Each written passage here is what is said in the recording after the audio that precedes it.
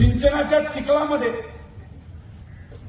आता जे अजितदादा गटाचे जे उमेदवार आहे इथून त्याला गुंतलेले